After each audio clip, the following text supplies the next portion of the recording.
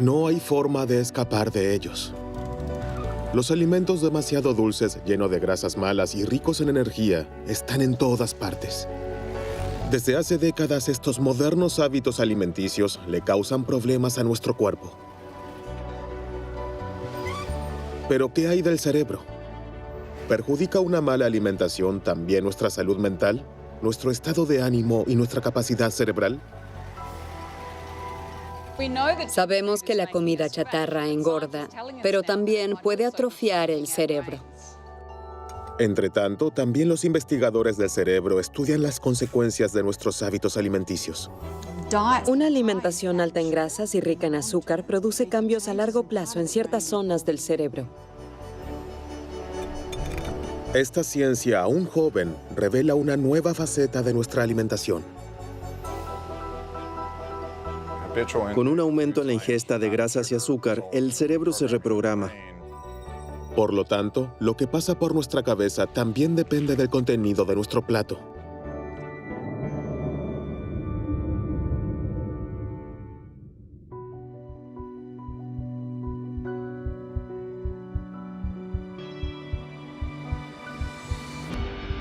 Todo comienza con las primeras comidas, antes del nacimiento. El cerebro se desarrolla durante el embarazo. Su posterior rendimiento depende de la forma en que se alimente, de lo que ha comido la madre durante los 9 meses.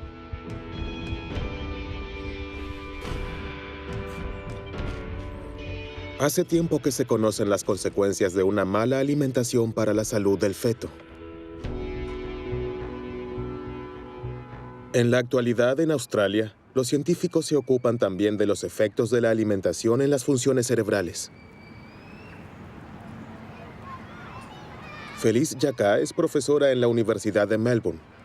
Estudió el comportamiento de miles de niños después de haber observado los hábitos alimentarios de sus madres en un amplio estudio de 23,000 mujeres embarazadas.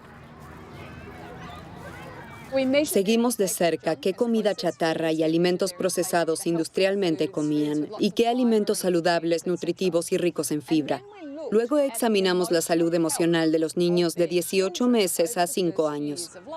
Por supuesto, también se tuvieron en cuenta factores como el nivel de formación, los ingresos, la salud mental de la madre y el estilo de la educación. El resultado fue evidente. Las madres que consumieron más comida chatarra y alimentos procesados industrialmente, como refrescos dulces, refrigerios salados, pasteles y galletas durante el embarazo, tuvieron hijos más propensos a la agresión y las rabietas. Esta preocupante correlación sugiere que la alimentación de la madre afecta la salud mental del niño. Esto aún no se ha probado a nivel biológico, pero Felice Jacka ya está convencida de ello. Este amplio estudio noruego mostró que la alimentación de los niños también es importante, independientemente de lo que haya comido la madre. Los niños que comían demasiada comida chatarra y muy poca comida saludable a menudo mostraban un comportamiento furioso o agresivo, pero también dolor, miedo, inquietud y pesadillas. Desde entonces, las conclusiones de Felice Jacka han sido confirmadas por estudios en España, los Países Bajos y Canadá. Los investigadores del cerebro ven la causa en una ingesta excesiva de azúcar y grasas, pero también en una alimentación desequilibrada.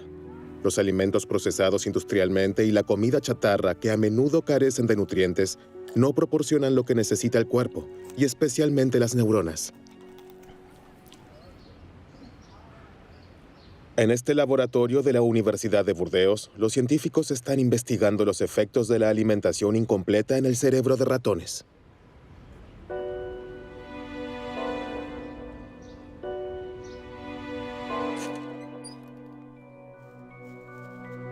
Este experimento se usa para medir las reacciones de miedo.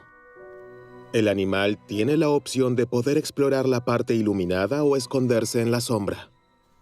Por lo general, el ratón siempre se toma el tiempo para explorar el área iluminada.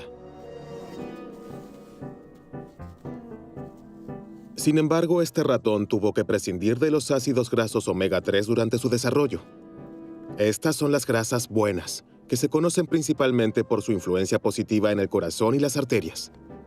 En lugar de explorar sus alrededores, el ratón se retira a un rincón oscuro que no abandona más. Está estresado y asustado. El experimento se repitió muchas veces con decenas de ratones. Para los investigadores, este extraño comportamiento se explica fácilmente. Sin ácidos grasos omega 3, el cerebro no puede desarrollarse ni funcionar normalmente, ya que nuestras células grises se componen de un 90% de grasa que el cerebro no puede producir por sí mismo. En el cerebro se encuentran junto al tejido graso las mayores cantidades de ácidos grasos poliinsaturados. Estos ácidos grasos son indispensables y como el organismo no puede producirlos por sí mismo, tenemos que ingerirlos con nuestra comida. El pescado graso, las entrañas, los aceites vegetales, las semillas y los frutos secos han sido desde hace mucho tiempo los que más aportan omega 3 a los seres humanos. Pero estos alimentos se han vuelto poco frecuentes en las cocinas de los países industrializados. La cantidad de ácidos grasos omega 3 que llega al cerebro es clave para el desempeño de sus células, pues a medida que las membranas absorben estos ácidos grasos, mejoran sus propiedades eléctricas. Las neuronas que son ricas en ácidos grasos omega 3 transmiten la señal más rápido y la red es más eficaz. En el caso de deficiencia de ácidos grasos omega 3, el funcionamiento del cerebro puede verse afectado. Grandes sectores de la población muestran una deficiencia en ácidos grasos omega 3. Por eso es importante asegurarse de una ingesta suficiente, especialmente en ciertas etapas como durante el desarrollo, cuando el cerebro necesita grandes cantidades de estos ácidos grasos. Esto también cuenta en la adolescencia, porque en esta etapa los hábitos alimenticios cambian a menudo. También en la vejez, cuando el cerebro absorbe menos los ácidos grasos omega 3, se debe aumentar la ingesta. Por eso, para que el cerebro funcione a toda velocidad, deben evitarse especialmente las deficiencias en la alimentación. Pero se debe disponer de los nutrientes adecuados y la comida debe ser variada. ¿Qué le sucede a las neuronas cuando la alimentación es pobre en nutrientes y sobre todo consiste siempre en lo mismo? El hámster europeo, que estuvo extendido durante mucho tiempo aquí en las tierras bajas de Alsacia, se enfrenta exactamente a este problema. Desde los años 60 hemos observado una disminución en la población de hámsters que ahora está en peligro de extinción. Al mismo tiempo, el cultivo de maíz ha aumentado cada vez más. Carolina Vold se preguntaba si la caída de la población de hámsters podría deberse al repentino exceso de oferta de maíz. Por ello, en un experimento de laboratorio, alimentó a sus hámsters exclusivamente con este tipo de grano. Durante la temporada de apareamiento, observamos trastornos de conducta en las hembras que se manifestaron en un alto nivel de agresividad y sensibilidad al ruido.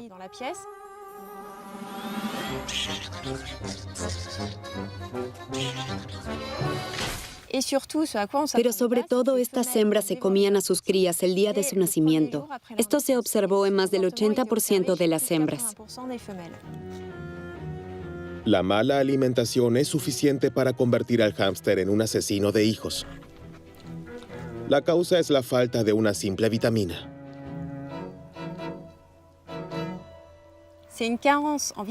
Este comportamiento inusual se debe a una falta de vitamina B3, porque después de haber enriquecido su dieta a base de maíz con esta vitamina, mostraron un comportamiento normal.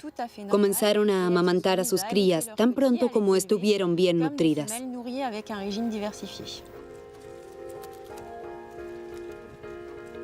El canibalismo de los hámsters es preocupante. ¿Podría una alimentación poco equilibrada y deficiente llevar también al ser humano a un comportamiento agresivo y violento?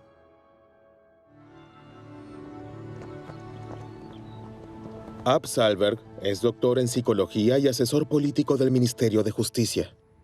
Su área de especialización, alimentación y delincuencia.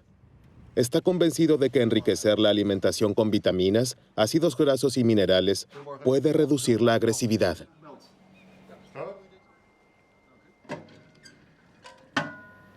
Esta hipótesis es difícil de verificar en la vida normal, porque nuestro comportamiento y nuestros impulsos están determinados por numerosos factores y circunstancias.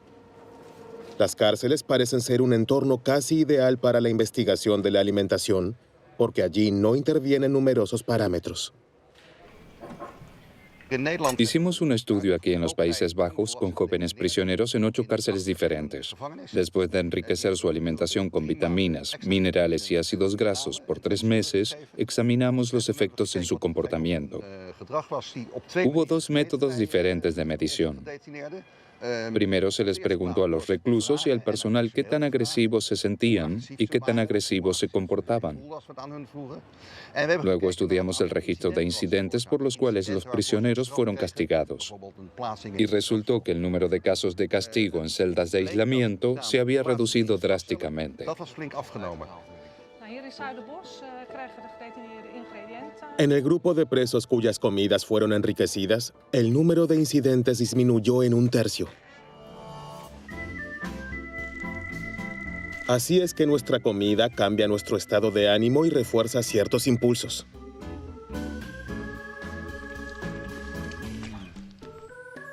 Pero ¿puede la alimentación influir también en las decisiones que creemos tomar libremente?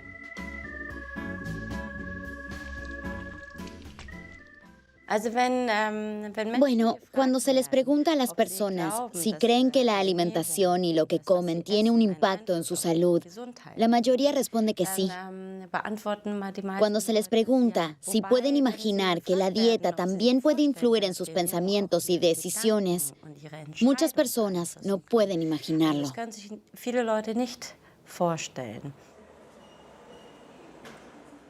Pero eso es exactamente lo que ha demostrado por primera vez So-Yeon Park del Instituto de Psicología de la Universidad de Lübeck.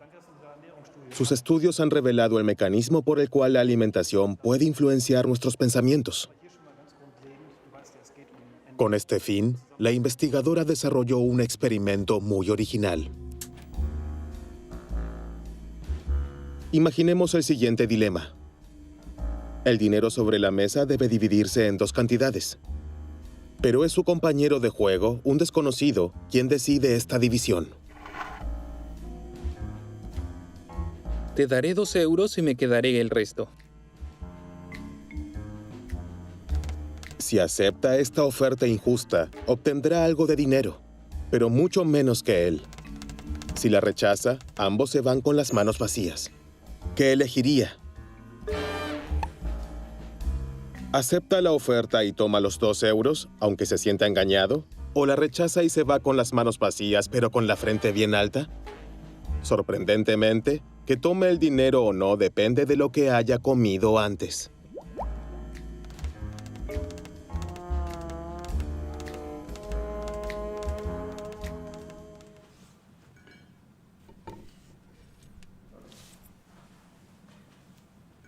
En este estudio, examinamos 24 sujetos que vinieron al laboratorio 2 veces y tomaron desayunos diferentes. Y lo que descubrimos es que la misma persona tomó decisiones muy distintas dependiendo de lo que comió esa mañana. Para los sujetos de la prueba, ambos desayunos se ven iguales. Pero en realidad, uno contiene muchas más proteínas que el otro. El único parámetro que cambia es la proporción de proteínas y azúcar. Unas pocas horas después de la comida, el sujeto de prueba debe realizar varias pruebas en el ordenador. Hoy tiende a aceptar la oferta. Su interés personal pesa más que su disgusto. Será un poco más rico al final del día. La semana anterior la había rechazado a menudo y casi no ganó nada.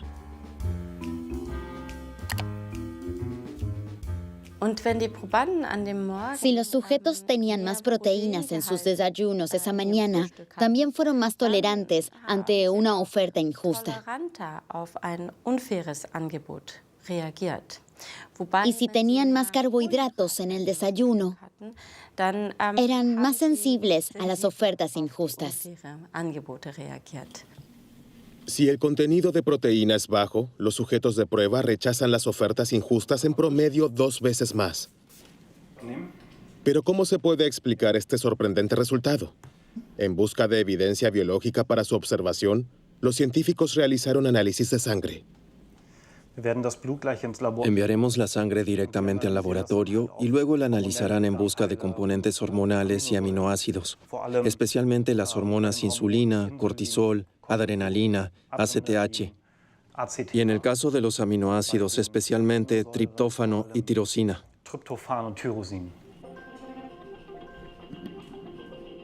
La sustancia más importante en esta lista es la tirosina.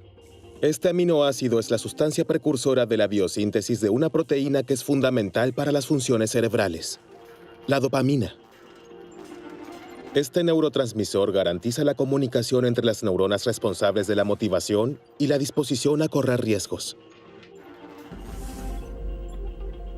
Los resultados del análisis de sangre muestran que los sujetos cuya sangre contiene más tirosina tienen más probabilidades de aceptar la oferta injusta. En pocas horas, lo que comemos provoca un ligero cambio en la química de nuestro cerebro y también en la comunicación entre las neuronas. Esto es suficiente para influir en ciertas decisiones. En el Instituto de Psicología de Lübeck continuarán los experimentos a fin de confirmar este resultado, ya que los posibles efectos son amplios. Si tenemos en cuenta que comemos 3 veces al día y eso todos los días, el poder que tiene la alimentación para cambiarnos o formarnos es enorme. Y eso definitivamente debería darnos algo en qué pensar cuando se trata de cómo podemos usar la alimentación para favorecer nuestro bienestar u optimizar nuestra mente. Una alimentación incompleta no solo produce un cambio en la función y el comportamiento del cerebro e influye en nuestras decisiones cotidianas. Cada vez es más evidente que la alimentación juega un papel vital en nuestro estado de ánimo.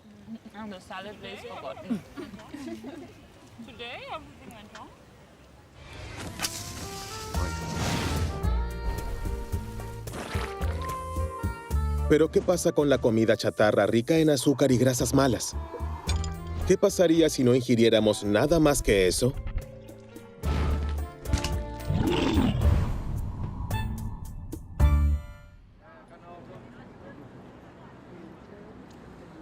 Científicos australianos de la Universidad de Sydney se ocupan de esta cuestión.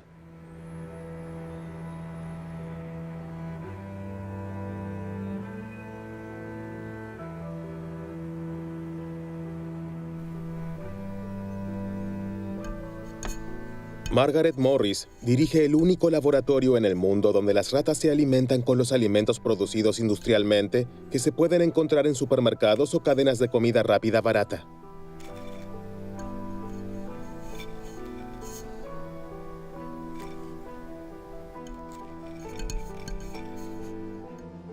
Para nuestro experimento, damos de comer a las ratas alimentos habituales como paté de carne, papas fritas, pasteles y galletas. Todos estos alimentos están disponibles en todas partes y son baratos. De esta manera, simulamos la alimentación del mundo occidental. La primera consecuencia de esta alimentación, la rata come porciones el doble de grandes. El animal nunca parece estar satisfecho. Sin embargo, esa no es la mayor sorpresa.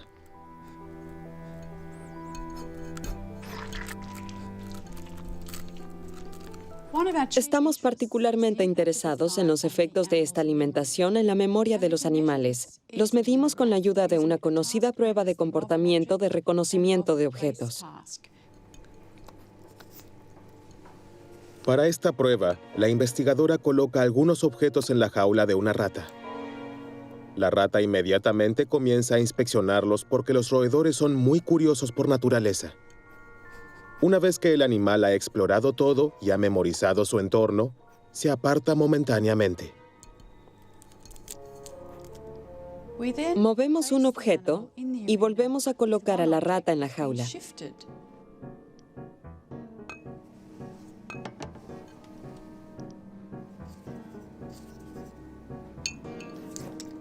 Cuando regresa, la rata pasa más tiempo examinando el objeto movido porque el otro objeto ya lo conoce.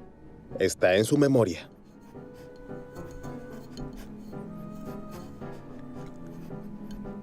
Sin embargo, las ratas sobrealimentadas muestran un comportamiento diferente.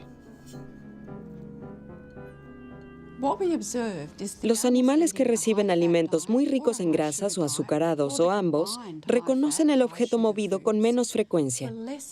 A diferencia de las ratas sanas, dedican aproximadamente la misma cantidad de tiempo a examinar ambos objetos. Esto indica un daño en la memoria espacial.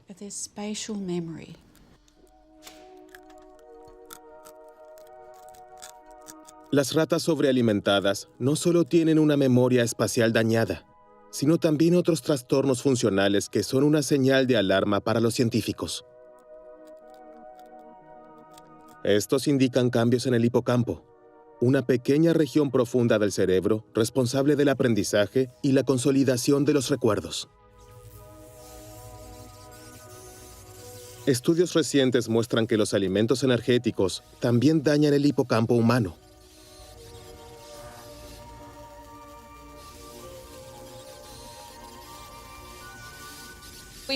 Observamos, por ejemplo, que la calidad de los alimentos afecta al tamaño del hipocampo y también al volumen de materia gris y blanca. Los primeros estudios de intervención muestran que una alimentación de 4 días con comida chatarra es suficiente para deteriorar las funciones cognitivas relacionadas con el hipocampo.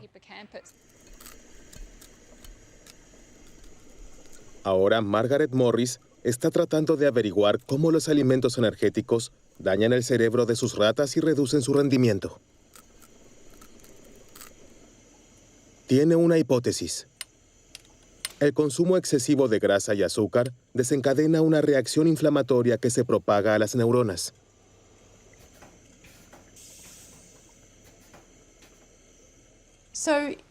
Esta alimentación provoca una reacción inflamatoria en todo el cuerpo. Sabemos esto de personas obesas, pero en este caso la reacción parece muy aguda. Pudimos observar un aumento de citocina y otros agentes inflamatorios.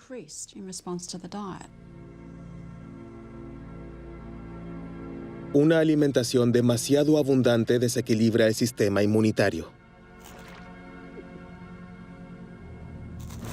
Este se defiende y desencadena una reacción inflamatoria, especialmente en el tejido adiposo. Nuestra grasa luego libera sustancias que extienden esta inflamación a todo el cuerpo. Hasta ahora, se supone que las neuronas están libres de este fenómeno porque están protegidas por la llamada barrera hematoencefálica. Esta membrana rodea los vasos sanguíneos y normalmente protege el cerebro. Creemos que esta inflamación creciente podría extenderse desde el cuerpo hasta el cerebro. Esto podría deberse a que la alimentación daña y hace permeable la barrera hematoencefálica, que de otro modo protege al cerebro de las sustancias proinflamatorias, de modo que estas sustancias se introducen en el cerebro. De esta manera, la inflamación penetra en las meninges y allí causa un fenómeno particularmente sorprendente. En su laboratorio, Sophie Layet demostró recientemente que ciertas células inmunes en el cerebro de sus ratones sobrealimentados, las células microgliales, comienzan a comerse las neuronas.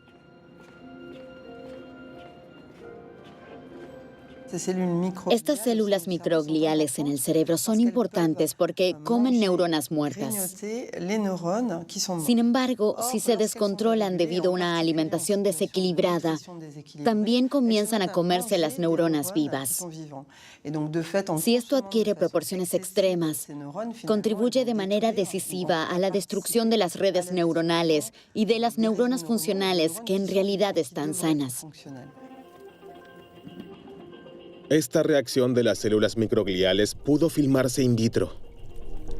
Las imágenes muestran la energía con la que trabajan. Los rojos son fragmentos de las neuronas que se comen. En el caso de un ratón obeso, su actividad aumenta frenéticamente. Ahora se sospecha que este fenómeno perjudica significativamente la función cerebral.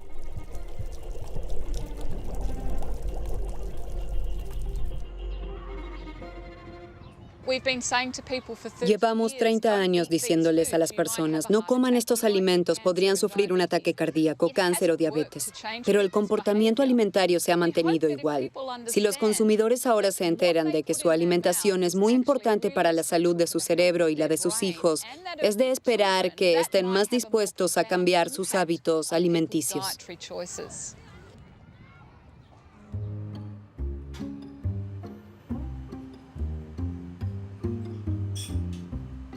Microscopio, mini pipeta y un dispositivo de registro altamente sensible, Xavier Fioramenti posee todas las condiciones técnicas para medir la actividad eléctrica de una sola neurona.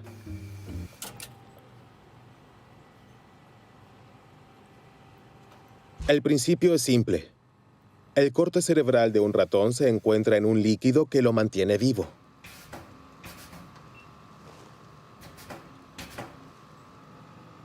El investigador acerca cuidadosamente su electrodo. Es una tarea particularmente difícil. Ahora llevo la pipeta hacia el cerebro y la acerco a la neurona hasta que hay un contacto. Ya está. Ahora mediremos la actividad eléctrica de las neuronas.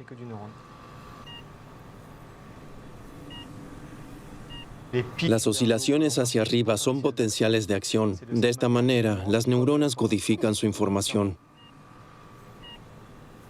El tiempo que pasa entre cada oscilación representa el mensaje que envía la neurona. Ahora aumentaremos la concentración de glucosa en el líquido. Veamos si esta célula reacciona. Como puede observarse, esta célula reaccionó al aumentar la actividad eléctrica. El potencial de acción es más fuerte que antes de aumentar el contenido de glucosa. Esta señal es de una sola célula. Sin embargo, en el cerebro, todas las neuronas están conectadas entre sí.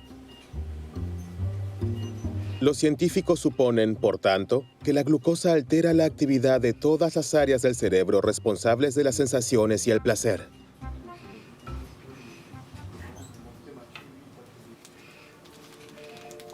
Entonces, ¿el azúcar toma el control de nuestra libertad de elección? Hasta ahora es solo una hipótesis. Por eso la adicción al azúcar es ahora objeto de una intensa investigación en los laboratorios.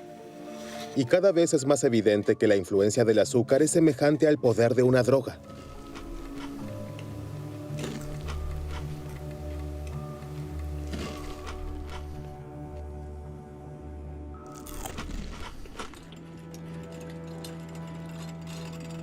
Serge Ahmed fue uno de los primeros en probar esto con un experimento muy sencillo. Primero crió ratas con cocaína y azúcar. Después de varias semanas de esta doble dieta, les presentó a los animales una opción. Aquí el animal puede elegir entre dos palancas. Una está conectada a una jeringa que contiene una droga líquida, una droga dura como cocaína o heroína. La otra palanca controla una segunda jeringa que contiene una bebida azucarada. Y se ve que el animal se decide por la bebida dulce.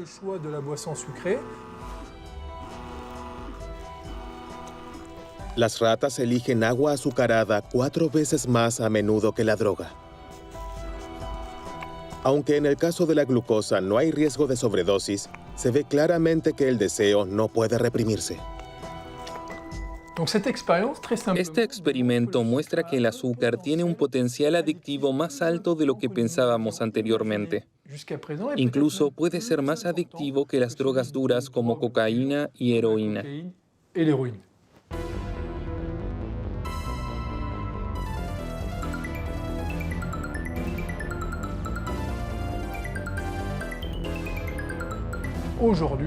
En la actualidad, nuestra nutrición es bastante desequilibrada, porque el azúcar se encuentra en una gran cantidad de alimentos. Por supuesto, esto incluye alimentos dulces, como bebidas azucaradas, pero también productos que no esperamos, como jamón o sopa. Hay muchos más ejemplos de esto, y el contenido de azúcar de tales alimentos contribuye a que las personas se vuelvan adictas sin darse cuenta.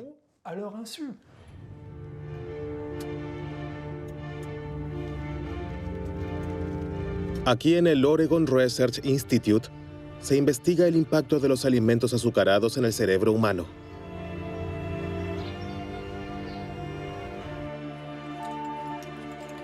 Los experimentos muestran que el consumo habitual de alimentos altamente energéticos altera los circuitos neuronales de la misma manera que lo hace el consumo de drogas.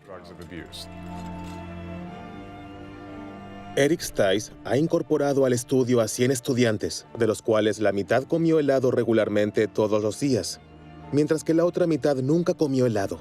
Todos vinieron al laboratorio a tomar un batido en una máquina de resonancia magnética, y de esta manera se les proporcionó a los investigadores una idea de su actividad cerebral.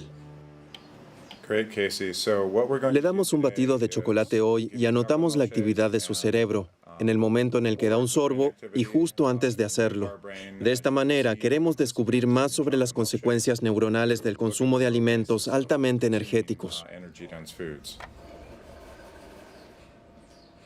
Con la ayuda de un tubo, el sujeto de prueba puede beber el batido sin mover la cabeza.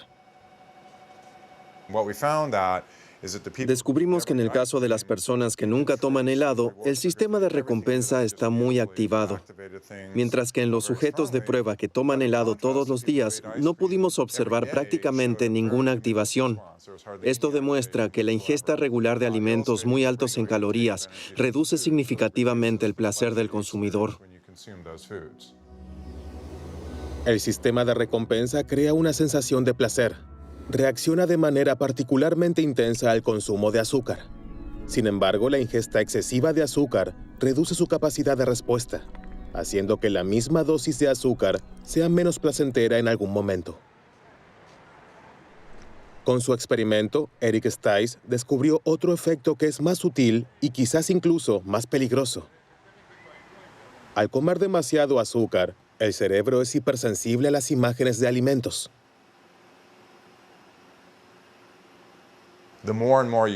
Mientras más helado coma, menos se activará su sistema de recompensa. Por otro lado, reacciona mucho más intensamente a los estímulos que prometen un pronto consumo de helado, como cuando pasa con el coche por una heladería o ve un comercial en la televisión. Responde a estos estímulos de manera mucho más intensa que las personas que nunca comen helado. Y eso incita a comer, a pesar de no tener hambre, lo que lleva a la obesidad y todos los problemas de salud que resultan de ella.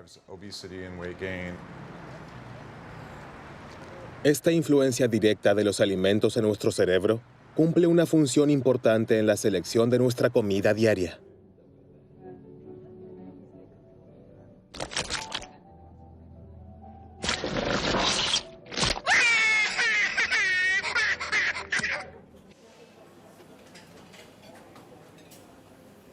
¿Qué ocurre en el cerebro en el momento que elegimos un postre en lugar de un entremés o pescado en lugar de carne? ¿Quién mueve realmente los hilos?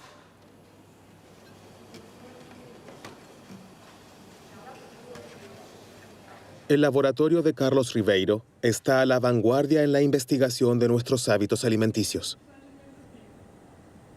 Queremos encontrar todos los componentes, todos los genes, sustancias y neuronas que influyen en nuestro comportamiento alimentario. Para esto tenemos que observar efectos muy pequeños, apenas perceptibles. Un animal muy simple, la mosca, le permite ir por nuevos caminos y probar nuevas hipótesis. Para comprender el comportamiento de alimentación de la mosca, Carlos Ribeiro ha desarrollado un dispositivo con el que puede seguir en detalle las decisiones del insecto. Si la mosca toca la comida, podemos medirla aquí con este sensor. Este es el mismo sensor que también detecta el tacto en la pantalla de tabletas o teléfonos inteligentes. Solo que aquí no se toca la pantalla, sino la comida. De esta manera, podemos ver exactamente si la mosca opta por proteínas o por azúcar.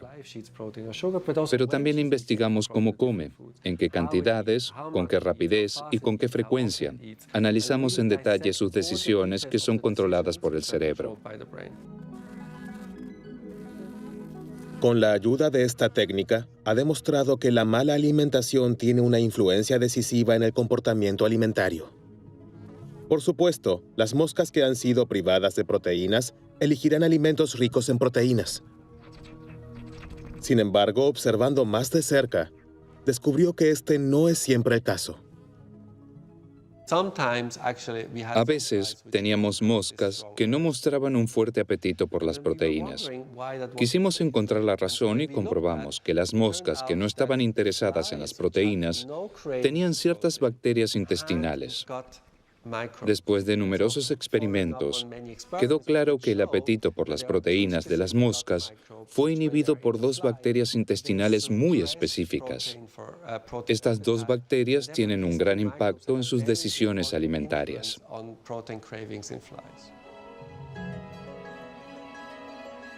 El comportamiento alimenticio de las moscas está influenciado por las bacterias en sus intestinos.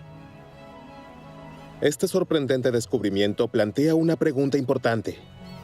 ¿Las bacterias en nuestra propia flora intestinal, conocida por los científicos como microbiota intestinal, afectan también nuestro cerebro? ¿Cumplen alguna función en nuestros hábitos alimenticios?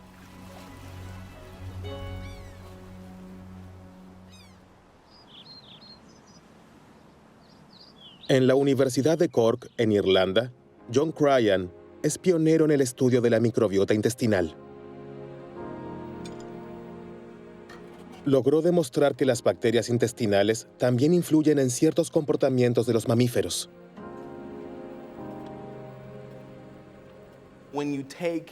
Si se toman las bacterias de ratones extremadamente miedosos y se las implanta en ratones normales, también se vuelven miedosos. Esto también se aplica al revés. Con las bacterias de los ratones normales, se puede normalizar el nivel de estrés de los ratones miedosos. Los científicos ven ahora la microbiota como una especie de mediador entre la comida y nuestro cerebro. El factor que más influye en la composición de nuestra flora intestinal es la alimentación. La variedad de alimentos es crucial. Desde el nacimiento hasta la muerte determina la composición de nuestra flora intestinal. Recién estamos comenzando a comprender cuánto afecta nuestra alimentación a la flora intestinal y, por lo tanto, a nuestro cerebro.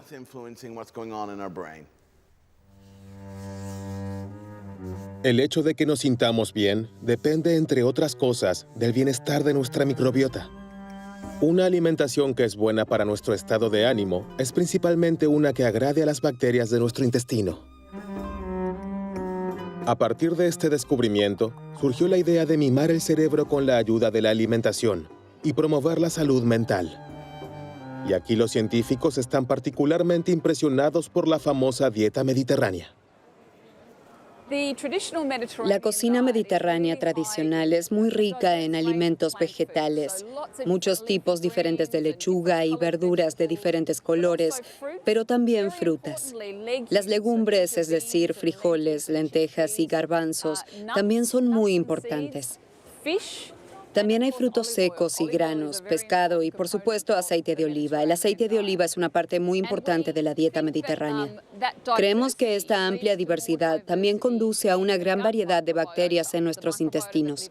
Y esta diversidad de la flora intestinal, a su vez, garantiza una buena salud.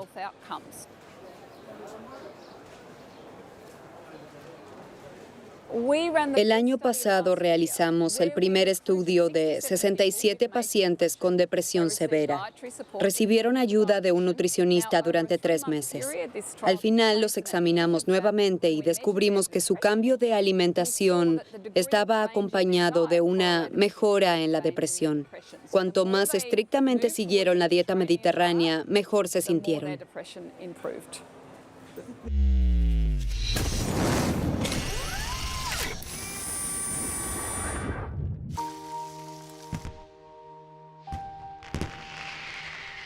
Alimentación al servicio del cerebro.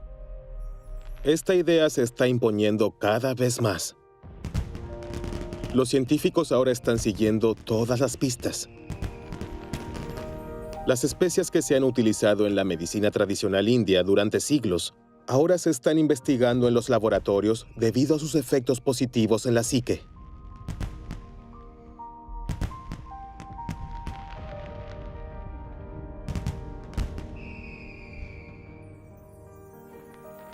Los frutos rojos también despiertan grandes expectativas. Los polifenoles que contienen son capaces de reactivar las neuronas dañadas.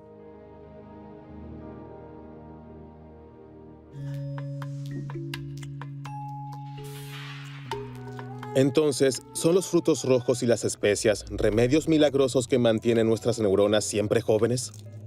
Aún es demasiado pronto para responder a esta pregunta. La ciencia recién está comenzando a desentrañar los misterios de esta increíble conexión entre la alimentación y el cerebro. El menú ideal para nuestras células grises aún se desconoce en gran parte. Sin embargo, una dieta variada y equilibrada que no contenga alimentos procesados industrialmente y azúcares, y que incluya muchas frutas y verduras, parece ser la mejor receta para mantener nuestras capacidades mentales. A mi abuela le gustaba decir, eres lo que comes, así que come bien. Y la ciencia comienza a reconocer cuánta razón tenía.